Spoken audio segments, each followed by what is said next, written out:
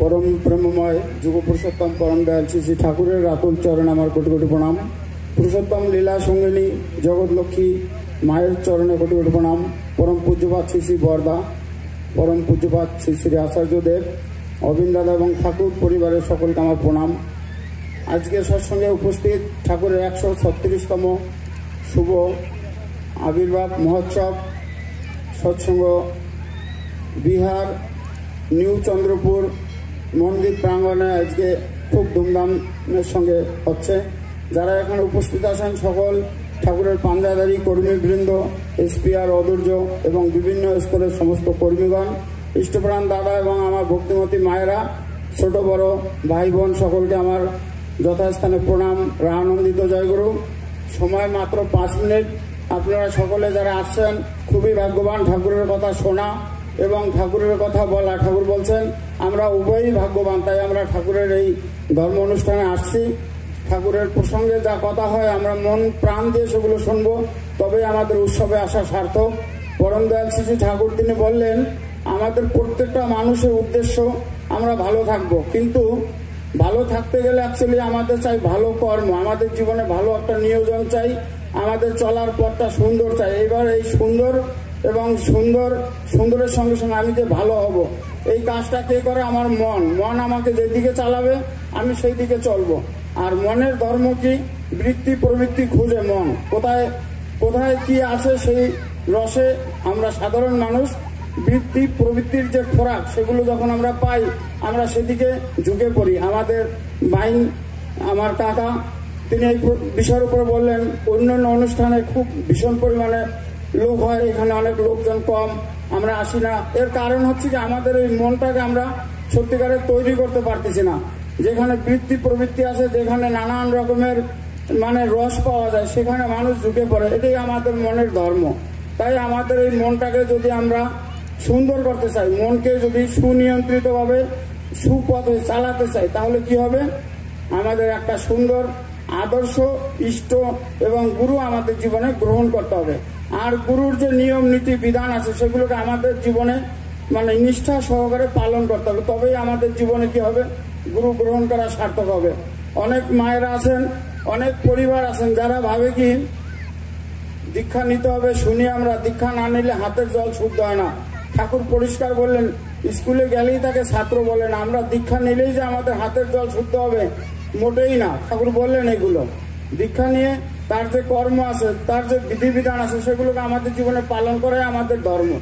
দীক্ষা নিলাম, বাড়ি গেলাম, কিছু করলাম না, যেরকম আছে নর্মাল সেরকমই রোজ চলছি, আমাদের জীবনে কোনো পরিবর্তন হবে না। প্রত্যেকটা মা এবং দাদারা যারা আছেন আমাদের সকলের কাজ হচ্ছে আমাদের পরিবারকে সুন্দর করা। এই সুন্দর করতে গেলে আমরা যে ঠাকুরের পথে আছি, আমরা যে নিয়ম নীতি বিধান যা আমরা পেয়েছি সেগুলোকে আমরা নিষ্ঠা সহকারে পালন করবো। ঠাকুর আমাদের বড় অনেক কিছু দেননি, তিনি দিলেন অতি সাধারণ যজন যাজন ইষ্টবিধি, আমাদের জীবনের মুখ্য রূপ যা আমাদের জীবনটাকে তৈরি করে। সেই রাস্তায় হলো যজন। আমি গুরুর যে মন্ত্র পেয়েছি সেগুলোকে খুব জপ করব, যাজন করব, লোকের ঠাকুরের কথা বলবো। ইষ্টবিধি প্রত্যেকদিন ঠাকুরের সঙ্গে যুক্ত থাকার জন্য যে বিধি বিধান আমার জীবনে করণীয় সেগুলোকে আমি নিষ্ঠা সহকারে করব, তবেই আমাদের জীবনের মঙ্গল। ঠাকুর এক জায়গায় বললেন আমরা অনেক সময় বলি উষায় নিশায় মন্ত্র সাধন, চলাফেরায় জপ, এগুলো ঠাকুর বললেন এগুলো করলে কি হবে? আমি তার যে শক্তি সেগুলো আমার ভিতরে অর্জন হবে, শক্তিকে আমি গ্রহণ করতে পারবো। উষায় নিশায় মন্ত্র সাধনা, চলাফেরায় জপ। আমরা ঈশ্বর ঠাকুরের যে মন্ত্র আছে কিভাবে জপ করি? আমরা অনেক সময় দেখি অনেক জায়গায় অনেকে নাম করে, পাশের লোক শুনতে পাই কিন্তু সে লোকটা বুঝতে পারতেছে যে নাম করছে, নামের একটা শব্দ আছে, কিন্তু ঠাকুর বললেন কি নাম খুব স্থিরভাবে করা লাগে। আমরা যে ধ্যান করি, ঠাকুরের যে ধ্যান বীজ মন্ত্র যাকে বলা হয়, সেই বীজ মন্ত্র আমাদের খুব গভীরভাবে পবিত্রতার সঙ্গে সেই নাম জপ করা লাগে। যে কোনো একটা জিনিস আমরা যে কাজটা করি সেই কাজটা যদি বিধিমাফিক করি তাইলে তার সম্পূর্ণ ফল আমরা পাই। ঠাকুর বললেন যজন যাজন ইষ্টবৃত্তি করলে কাটে মহাবৃত্তি। আমাদের জীবনের মহা সমস্যার হাতের দিকে আমরা বাঁচবো যদি ঠাকুরের নিয়মে যদি করি। ঠাকুর বললেন সূর্য ওঠার আগে আমাদের ইষ্টবৃত্তি করা লাগে, 30 দিনের দিন ইষ্টবৃত্তি পাঠানো লাগে, পাঠাইয়ে দুইজন গুরু ভাইকে ভাতৃপূজ্য দিতে হবে। আমরা কি করি? এখানে যারা আমরা আছি সকল দাদা ও মায়েরা সবাই চিন্তা করবেন, আমরা কি সেগুলোকে করি? যদি করি তাইলে ঠাকুরের কথা আমার জীবনের জন্য একদম 100%। আর যদি আমি না করি, ঠাকুর বললেন বিধির বিধান পালবি যেমন, যতটা বা যতটুকু, কেটে সেটে ফল পাবিও ততটুকু। আমরা করব 1 আনা, আশা করব 16 আনা, কোনোদিনও আমাদের জন্য সেটা সম্ভব হয়ে উঠবে না।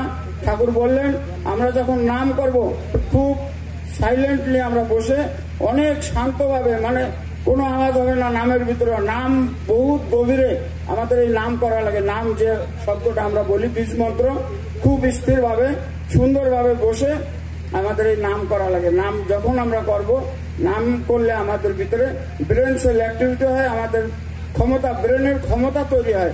তাই আমাদের এই মনটা খুব চঞ্চল, এই মনের গতি যদি আমাদের রোকা লাগে, মনকে যদি সুন্দর দিকে চালানো লাগে, তাহলে কি হবে? আমাদের উষায় নিশায় নাম করতে হবে। নামের ভিতরে আছে মহাশক্তি, ঠাকুর যা বললেন। আর এই শক্তি আমার ভিতরে যখন জাগবে, তখন আমার মন স্থির হবে, তখনই আমার দ্বারা ভালো কর্ম সুসম্পন্ন হবে।